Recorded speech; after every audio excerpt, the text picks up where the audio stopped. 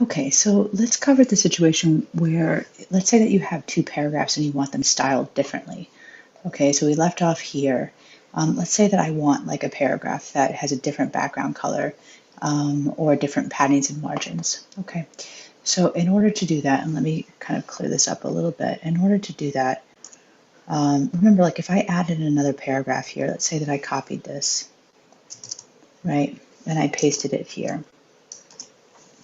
and I had a second, I put this paragraph number 2, and I refresh this, it would take on the exact styling as the paragraph in front of the other paragraph here. And let's say that I wanted like different styling. All right.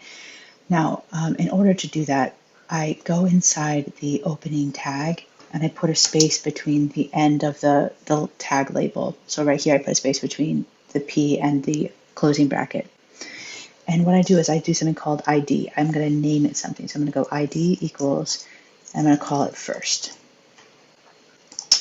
Okay. And by the way, so actually, let me call it first dash tag. Okay. Now, whenever you make an ID, you never want to put a space in the ID. Okay. A space makes it like two names. If you want to name it first tag, put a dash in between that. Okay. So you have ID equals first dash tag.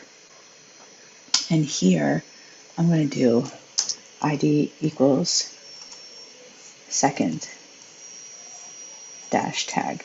Okay. So what happens is if I go back to the CSS, let's say I want to just style the first one with this hot pink and teal. Okay, what I'm going to do is put a hashtag here. So hashtag, and I'm going to now go to the name that I gave the first tag. Okay, and I'm actually going to take away, padding's fine, I'll just take away. Okay, what you'll notice is when I refresh it, and I've already refreshed it, but you'll notice that the second paragraph loses the styling and the first paragraph maintains the styling. That's because I have styled it using the ID and not the paragraph label.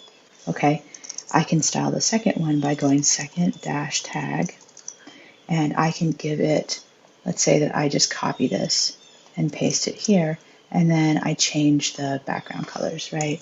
Let's say I say Dodger blue is the background color, and let's say that I want a yellow green. Okay, and let's say the padding I want as 300 pixels, and the margin is 50 on top and bottom, and we'll say only 20 left and right. Okay, so here you'll see that because I put 300 pixels of padding all around, it made the box much bigger because this has to be 300, 300, and the bottom has to be 300 as well. All right, so it changes the styling. Even though they're both paragraph tags, I can style them differently. So you can add an ID to any tag in order to style it differently. All right, and we'll talk about classes later. That's another thing that you can add to a tag, but we're just going to cover ID for now. Okay, so when we talk about the practice, so here's the practice. Right here, it goes over. It gives you some words, like some description of how you want this paragraph to be. So if we look in the HTML of this, you'll see there's a heading tag and then there's a paragraph tag with an ID. Okay, so you're going to go to your CSS and notice that you want to keep all this stuff here, but you want to do like a hashtag, and then you want to call it by the name of that paragraph. So that paragraph is called exercise 1. You can even copy this and paste it here. So you want to do a hashtag and then say exercise-1. And what does it want? It wants a light blue background and a solid blue. So you would say like background color right there.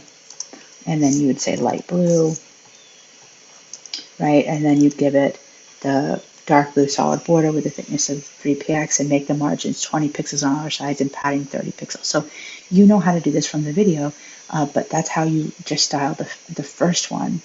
And not, oops, that came up as light coral, not light blue, but that's how you style the first one, but you don't style the other one. So each one you're going to use the ID in order to style it instead of the main tag.